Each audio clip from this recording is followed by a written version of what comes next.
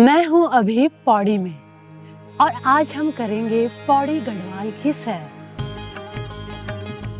पौड़ी गढ़वाल एक ऐसी धरती जहाँ बादल पहाड़ों से बातें करते हैं, जहाँ हर मोड़ एक नया नजारा है और हर घाटी मुस्कुराती नजर आती है। आज मैं जाने वाली थी पौड़ी गढ़वाल के 5 खास मंदिरों की यात्रा पर। सदियों की आस्था संजोए क्यों कालेश्वर महादेव हो या फिर घने देवदार के जंगलों में बसा ताड़केश्वर महादेव, नाग देवता की अनोखी परंपरा से जुड़ा डांडा नाग राजा हो या फिर व्यास घाटी की खामोशी में गूंजती वेदों की वही युगों पुरानी जुबानी। हर धाम में यहाँ वर्षों पुरानी आस्था की गूंज सुनाई देती है।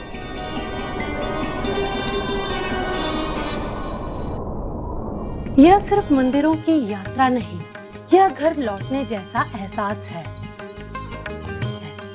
जहां मॉनसून की हरियाली है, पहाड़ों की खामोशी है, नदियों की गहराई है और हर सफर एक नई कहानी है।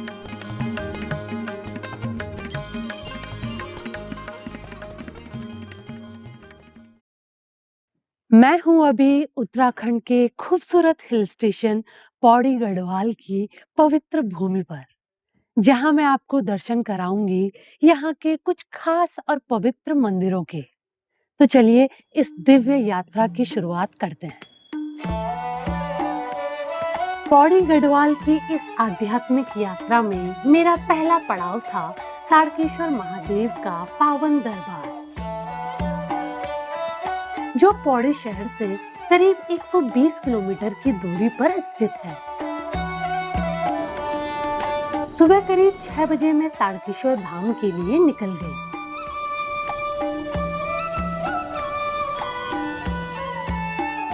यहाँ पहुँचने के लिए सबसे पहले आपको लैंसडौन जाना होता है, जो उत्तराखंड का एक खूबसूरत हिल स्टेशन है।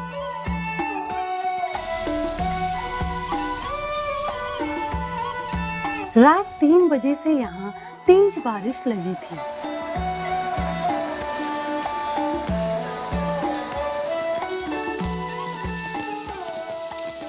लैंसडौन से कोई 30 किलोमीटर पहले लैंडस्लाइड की वजह से रोड ब्लॉक मिली।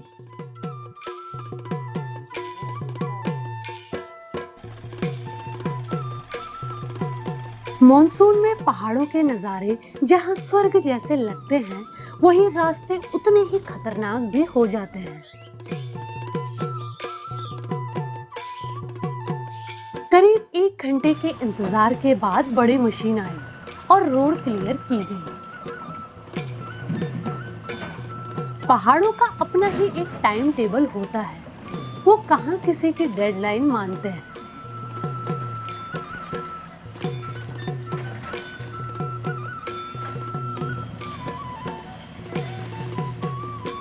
लगभग 2 घंटे रुकने के बाद अब हम आगे की तरफ निकल पड़े।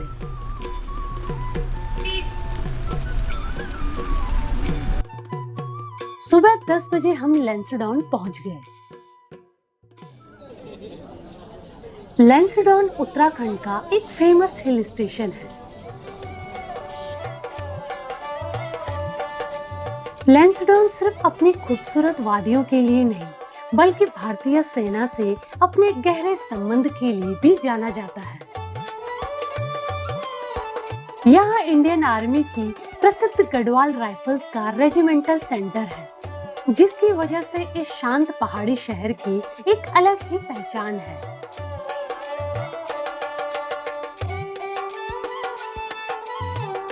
ताड़केश्वर अब लैंसडौन से कोई 35 किलोमीटर दूर था। मीलों तक बस हरे भरे जंगल, ठंडी हवाएं और घुमावदार सड़कें, जो जंगल के बीच से ऐसे गुजरती हैं जैसे कोई पुरानी कहानी सुना रही हो।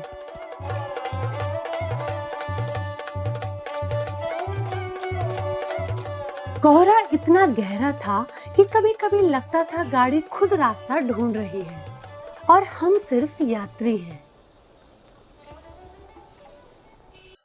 अब मैं आ गई हूँ लेंसडॉन से लगभग 40 किलोमीटर आगे। ये मेन हाईवे है। ये सीधा रास्ता जा रहा है बीरो खाल के लिए और यहीं से एक और रोड कटती है जो जाती है ताड़केश्वर मंदिर के लिए। यहाँ से ताड़केश्वर महादेव मंदिर रह जाता है बस 5 किलोमीटर दूर।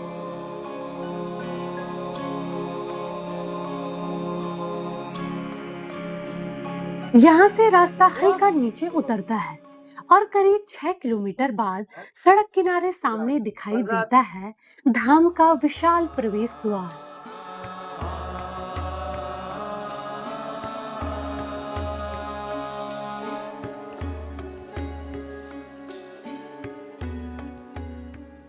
पहुंच गई हूँ मैं इस प्राचीन सिद्धपीठ तारकेश्वर महादेव के एंट्री गेट पर।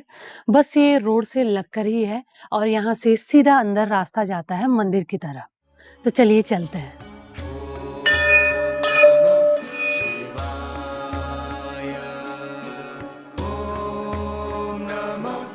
तारकेश्वर मंदिर सड़क से करीब 300 मीटर नीचे जंगल के बीच बसा है। पूरी पगडंडी टिन की चादर से ढकी हुई है।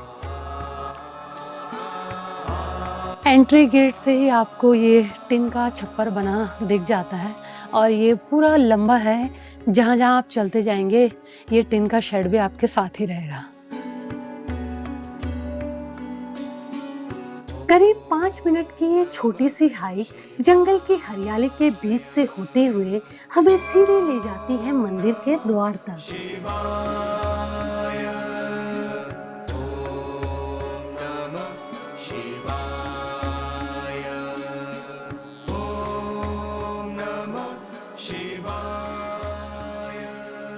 पहुंच गई हूँ मैं तारकेश्वर महादेव मंदिर परिसर में और ठीक मेरे पीछे आप देख रहे हैं शिवधाम तारकेश्वर महादेव मंदिर।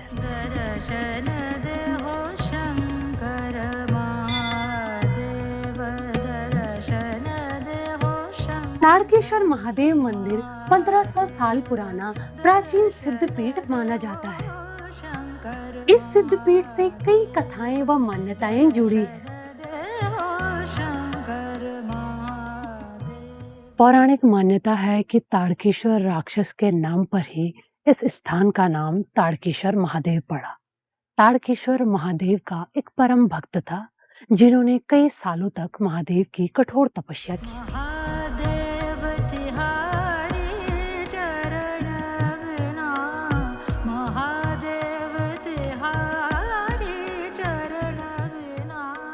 भगवान शिव का ये धाम चीड़ और देवदार के जंगलों के बीच बसा हुआ है और यहाँ हर पल आपको हरियाली और ठंडी हवा का एहसास होता है जो इस धाम को और भी दिव्य बना देता है।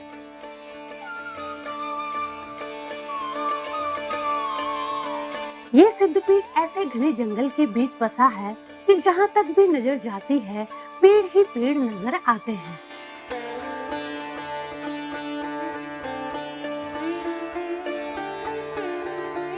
इन पेड़ों के बीच ताड़केश्वर धाम इतना सुंदर और मोहक दिखता है जैसे प्रकृति ने खुद इसे अपनी गोद में छिपा रखा हो।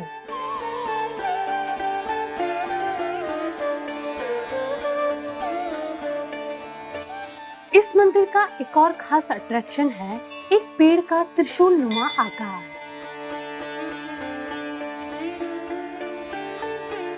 इस पेड़ की 3 टहनियां इस तरह से फैली हैं कि एक एंगल से ये बिल्कुल त्रिशूल की तरह दिखती है। हालांकि घने और लंबे पेड़ों के बीच में होने की वजह से अब इस त्रिशूल वृक्ष का वो एंगल देख पाना काफी मुश्किल हो जाता है।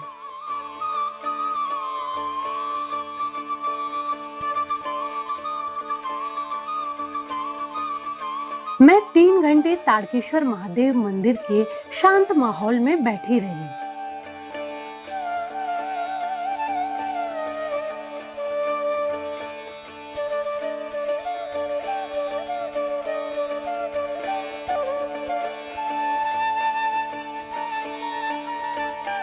और फिर वापस सड़क की तरफ आ गई।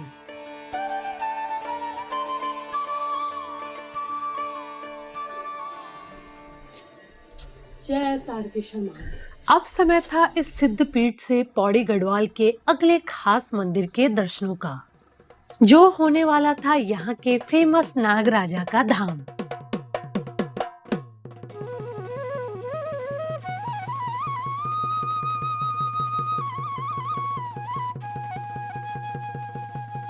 तारकेश्वर से अब मैं वापस लैंसडॉन आ चुकी थी। यहाँ एक्सप्लोर करते हुए मेरी मुलाकात हुई धस्माना जी से, जो एक आर्मी मैन है और अभी यही लैंसडॉन में पोस्टेड है। ये काफी टाइम से मेरी ट्रैकिंग वीडियोस देखते हैं और इन्होंने मुझे पहचान लिया। अब चलते हैं पौड़ी जिले के एक और खास मंदिर की यात्रा पर, जहां मान्यता है कि भगवान श्री कृष्ण ने नाग का रूप लिया था।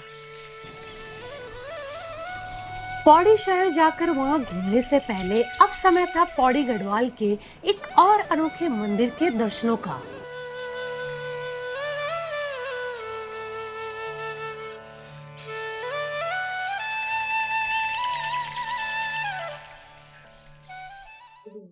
सुबह 7 बजे नागराजा के लिए निकली ही थी कि आसमान ने अपनी पुरानी आदत के मुताबिक फिर से बिन बुलाए मेहमान की तरह बारिश की एंट्री करवा दी।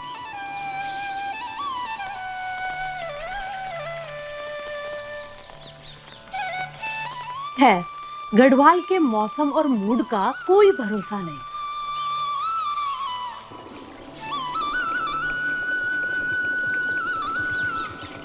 देवप्रयाग से सतपुली वाले मुख्य हाईवे से ही पहाड़ के ऊपर एक सड़क कटती है, जो खुद किसी नाग देवता की तरह बलखाती और घूमती हुई आपको सीधे डांडा नागराजा के द्वार पहुंचाती है। लगभग 30 किलोमीटर का यह सफर इतना रोमांचक है कि जैसे जैसे आप ऊंचाई की तरफ बढ़ते हैं, नीचे बलखाती नयार नदी के ऐसे नजारे दिखते हैं कि पलके झपकाना भी नुकसान का सौदा लगता है।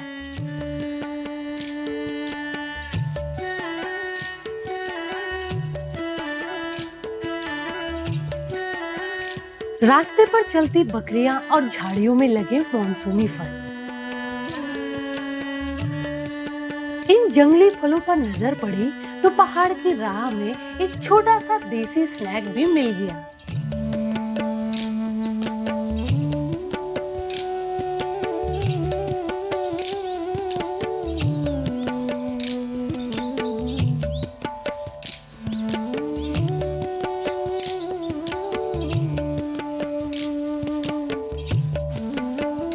ये फल तोड़ते तोड़ते नीचे नजर गई तो सामने गहरी घाटी और उसके ऊपर तैरता हुआ कोहरा नजर आया।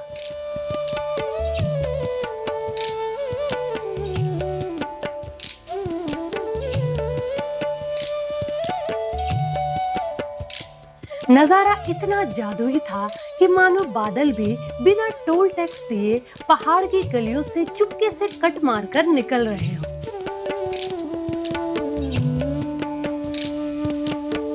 अब बस 5 किलोमीटर दूर रह गया है डांडा नागराजा।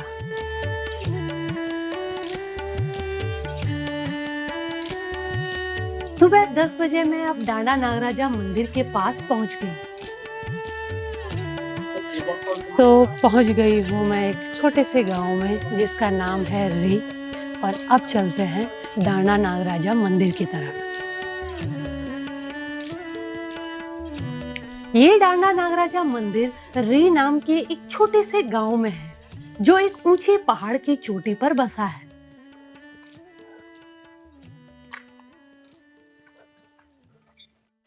फिर से अब हल्की हल्की बारिश शुरू हो गई है और अभी आप कोहरा देखेंगे, इतना घना है कि आगे कुछ नहीं दिख रहा है। लेकिन ये जो है, ये रास्ता है जो मंदिर तक पहुंचने का, ये पूरे इसमें टिन के छपरे लगे हैं, तो आप जो है आराम से बारिश से बच जाते हैं।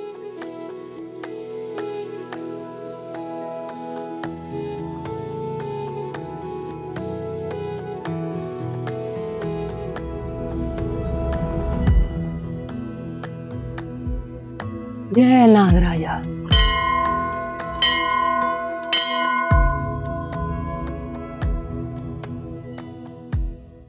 अब मैं मंदिर परिसर में प्रवेश कर चुकी हूँ और प्रवेश करते ही आपको दोनों तरफ घंटियाँ बंधी नज़र आ जाती हैं। भजो रे भैया राम गोविंद हरे, भजो रे भैया राम गोविंद हरे। पहुँच गई हूँ मैं पौड़ी के इस फेमस और प्रमुख मंदिर डांडा नागराजा में। अमावस्यामा पौर्णिमाभ्याम् एकादश्यां तथैव च सन्ध्याकाले पाठयति परमोच्चते मोचदेव सूतं देवं कंसचारुमर्दनं देवकी मान्यता है कि यहाँ पर भगवान श्री कृष्ण ने नाग का रूप धारण करके परिक्रमा की थी और इसीलिए इस जगह का नाम डांडा नागराजा पड़ा। डांडा का अर्थ यानी पहाड़ या चोटी और नागराजा यानी सर्पों के स्वामी भगवान श्री कृष्ण। जप तप साधन नाही कुछ लागत, जप तप साधन नाही कुछ लागत, खर्चत नाही गठरे भजो रे भैया। वहीं इस मंदिर को लेकर एक और मान्यता है कि यहाँ पर नाग देवता एक शिला के ऊपर प्रकट हुए थे और उसी के बाद इस मंदिर की स्थापना की गई। डांडा नागराजा का यह मंदिर 150 साल से ज्यादा पुराना माना जाता है। इस मंदिर से जो सबसे इंटरेस्टिंग कहानी जुड़ी है वो ये है कि यहाँ पास ही में एक गांव था लसेरा, जहाँ से रोज एक गाय आकर यहाँ एक शिला पर दूध गिराती थी। जब गाय के मालिक को पता चला तो उसने गाय को मारना चाहा, तब वह डंडा शिला पर लग गया और शिला से एक नाग निकला। कहते हैं कि इसके बाद से ही यहाँ नागराजा की पूजा शुरू हुई और स्थानीय मान्यताओं के अनुसार यहाँ भगवान श्री कृष्ण ही नाग रूप में विराजमान है।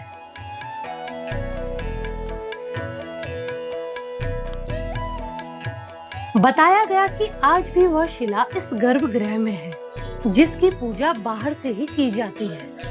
यहाँ अंदर जाने की किसी को भी अनुमति नहीं है।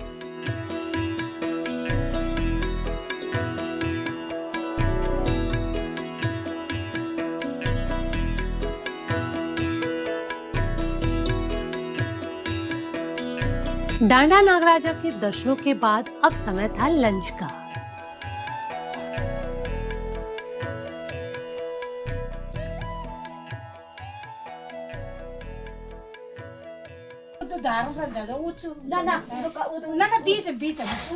यहाँ पर आ गया है मेरा लंच और आज लंच जो है प्रॉपर पहाड़ी लंच है।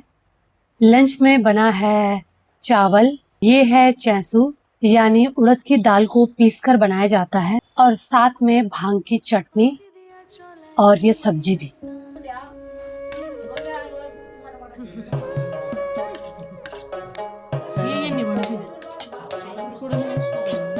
तो मंदिर के दर्शन हो चुके हैं और मैंने लंच भी कर लिया है और अब जो है मौसम और खतरनाक हो गया है, कोहरा और घना हो गया है, कुछ नहीं दिखाई दे रहा दूर दूर तक।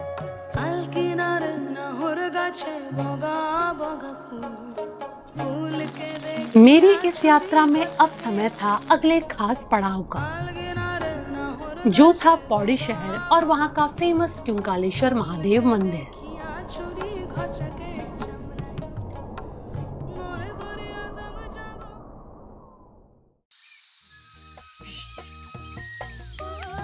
अगली सुबह मैं पौड़ी के लिए निकल गई। अभी मैं पौड़ी शहर से कोई 50 किलोमीटर दूर थी।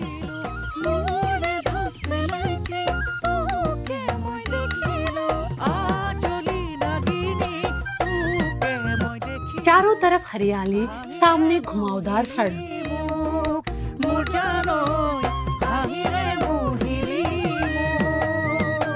और मौसम भी ऐसा कि बादल भी बार बार रास्ते पर आकर हालचाल पूछ रहे थे।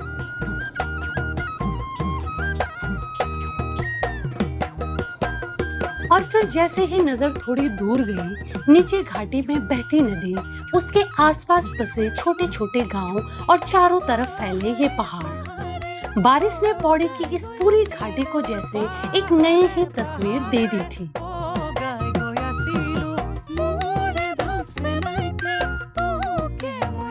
कोहरा कभी पहाड़ों को छुपा देता तो कभी अचानक सामने से पूरा नजारा खोल देता, मानो पहाड़ खुद तय कर रहे हो कि आज कितना दिखना है। घने जंगलों, घाटियों और गांवों से होते हुए सुबह 10 बजे अब मैं पहुंच गई थी पौड़ी।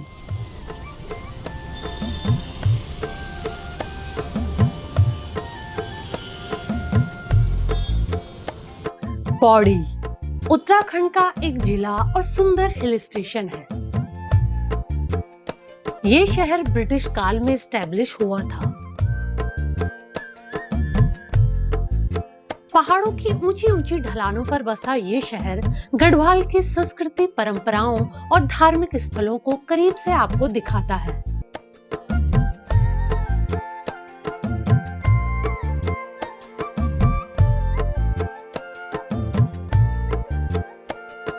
और इसी शहर में स्थित है एक प्राचीन शिव धाम क्योंकालेश्वर।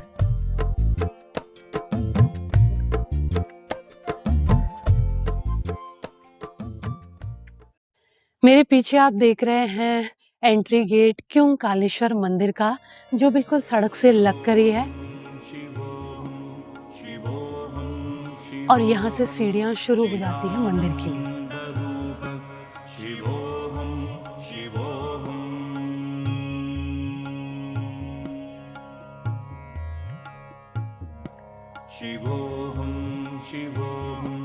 जय क्योंकालेश्वर महादेव।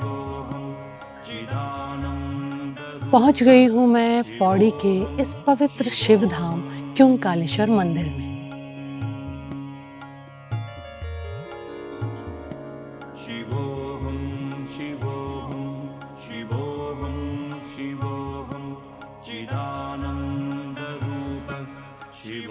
तो मैं हूं अभी क्योंकालेश्वर महादेव मंदिर के गर्भगृह में। ये एक प्राचीन मंदिर माना जाता है जो 250 साल से भी ज्यादा पुराना है।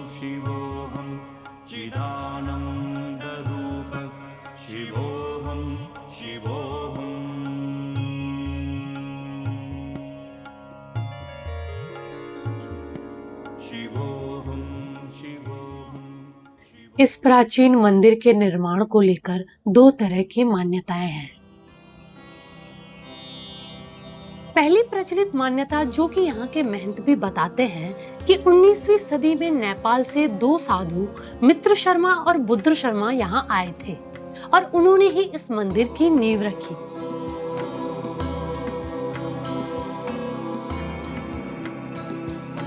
वहीं दूसरी मान्यता के अनुसार यह मंदिर 8वीं सदी में आदि शंकराचार्य द्वारा बनाया गया था।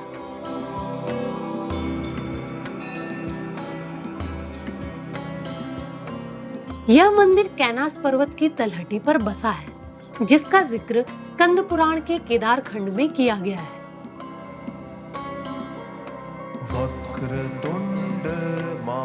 इसका प्राचीन नाम कंकालेश्वर या किंकालेश्वर भी है और इस नाम से जुड़ी है एक पौराणिक कहानी। इस कहानी के अनुसार यहाँ पर यमराज ने भगवान शिव की कठोर तपस्या की और तपस्या करते करते उनका शरीर कंकाल जैसा दिखने लगा।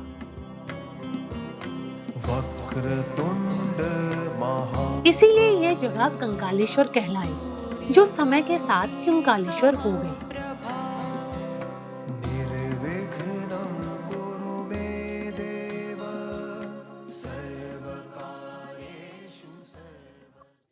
अब समय था पौड़ी से निकल यहाँ के फेमस शक्तिपीठ के दर्शनों का, जो होने वाला था गढ़वाल की आदि शक्ति मां भुवनेश्वरी का धाम।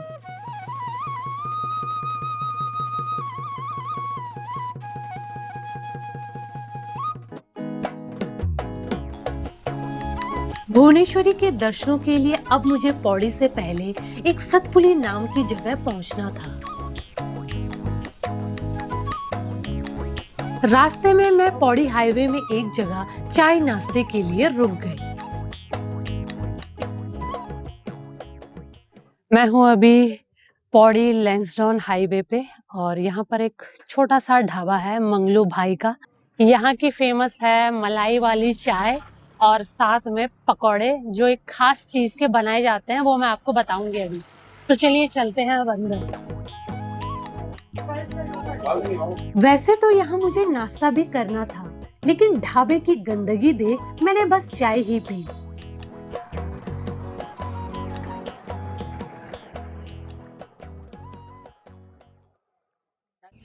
और अब मैं जा रही हूँ पौड़ी जिले के अगले मंदिर की यात्रा पर, जो है यहाँ का एक प्रमुख शक्तिपीठ और ये बसा है एक नदी के किनारे। अगले दिन सुबह 7 बजे मैं सतपुली से माँ भुवनेश्वरी के दर्शनों के लिए निकल गई। सतपुली पौड़ी गढ़वाल का एक खास बाजार है जो 2 नदियों के संगम पर बसा है और ये नदियां हैं पूर्वी नयार और पश्चिमी नयार।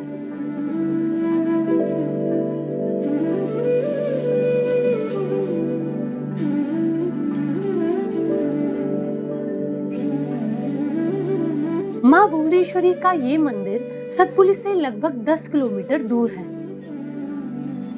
जिसका रास्ता नयार नदी के किनारे किनारे एक खूबसूरत वैली से होकर जाता है।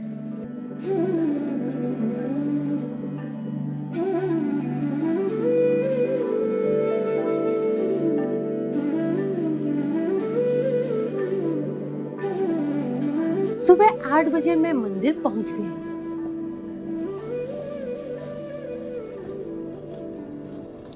पहुंच गई हूँ मैं माँ भुवनेश्वरी मंदिर। बस अब कुछ सीढ़ियां चढ़नी है और फिर करते हैं दर्शन भुवनेश्वरी के।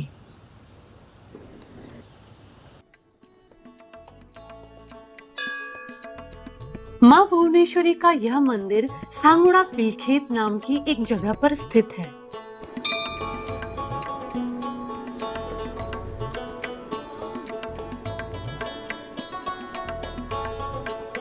इस मंदिर का इतिहास 250 साल से भी ज्यादा पुराना बताया जाता है। हालांकि आज जो बाहरी ढांचा दिखता है वो बाद में 20वीं सदी में बनाया गया था।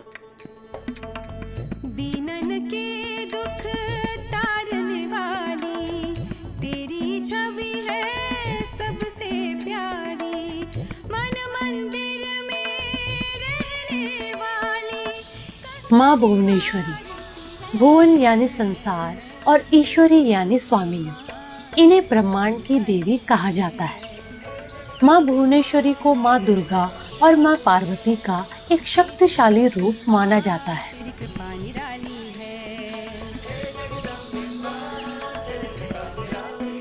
ये सिर्फ एक मंदिर नहीं बल्कि एक स्थानीय सिद्धपीठ है और इससे जुड़ी कई ऐसी लोक कथाएं हैं जो इसे और भी रहस्यमयी बना देती हैं। शरण में तेरी जो भी आए खाली कभी ना वो फिर जाए, नाम का प्राचीन मान्यताओं के अनुसार 5 देवियां और उनके रक्षक वीर भैरव गढ़वाल क्षेत्र में प्रकट हुए थे। हे जगदम्बे माँ, ये 5 देवियां थी माँ ज्वाल्पा देवी, बाल सुंदरी, बाल कुंवारी, राज राजेश्वरी और भुवनेश्वरी। तेरी कृपा निराली है। कहा जाता है इन्हीं में से माँ भुवनेश्वरी को पत्थर यानी पिंडी के रूप में यहाँ स्थापित कर मंदिर बनाया गया।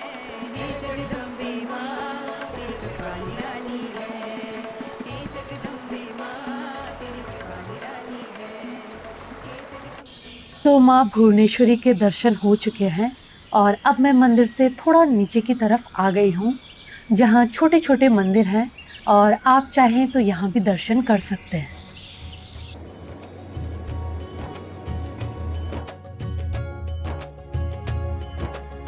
दर्शनों के बाद मैं मंदिर से थोड़ा नीचे की तरफ चली गई।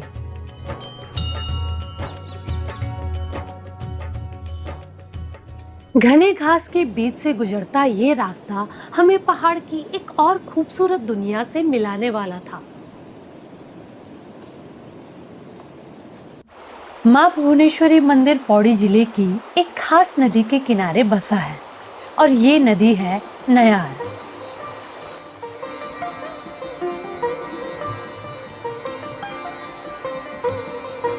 नयार नदी का प्राचीन नाम नारद गंगा था और इस नदी का ओरिजिन माना जाता है पौड़ी गढ़वाल की दूधा तोली पर्वत श्रृंखला।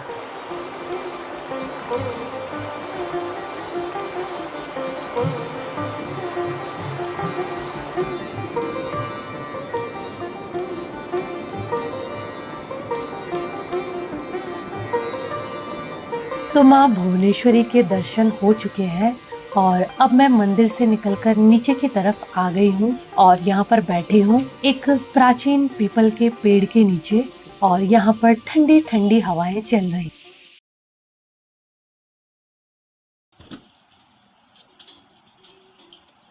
पौड़ी में इन खास मंदिरों के अलावा देवप्रयाग के पास ही एक खास जगह भी है जिसे व्यास घाट कहते हैं। इसका कनेक्शन महाभारत काल से जोड़ा जाता है। पहुंच गई हूँ मैं इस पवित्र स्थान पर जिसे कहते हैं व्यास घाट और साथ ही बारिश भी अब तेज हो गई है, तो चलिए चलते हैं अब दर्शन करने।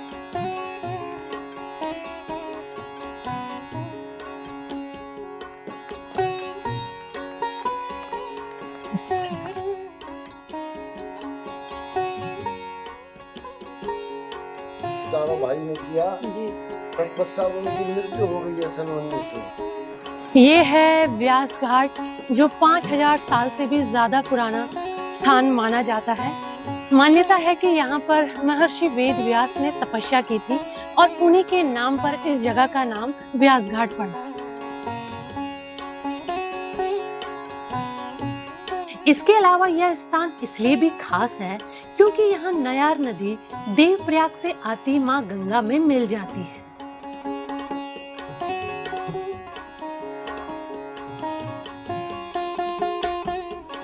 व्यास घाटी में जब नयार नदी गंगा में समाती है तो लगता है कि जैसे एक छोटी सी नदी अपनी पहचान छोड़ किसी विराट यात्रा का हिस्सा बन गई हो।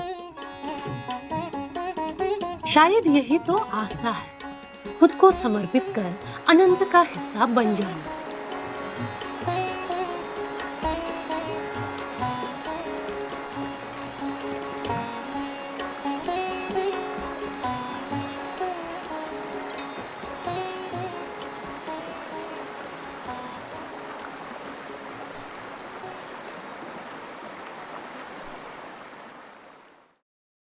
पौड़ी की इन पहाड़ियों में घूमते हुए समझ आता है कि यहाँ की खूबसूरती सिर्फ आंखों से देखने की चीज नहीं, महसूस करने की भी है। कहीं शिव के रूप में आस्था मिली, कहीं नागराजा के रूप में लोक विश्वास, तो कहीं महर्षि व्यास की तपस्या से जुड़ी मान्यताएं। हर पड़ाव ने इस सफर को एक नई कहानी दी।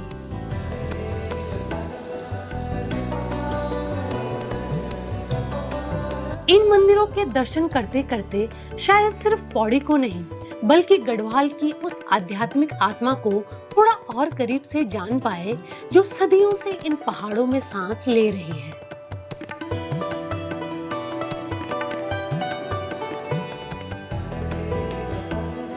और शायद यही पहाड़ों की सबसे खूबसूरत बात है, यहाँ सफर खत्म होने के बाद भी कुछ न कुछ बेहतर चलता रहता है।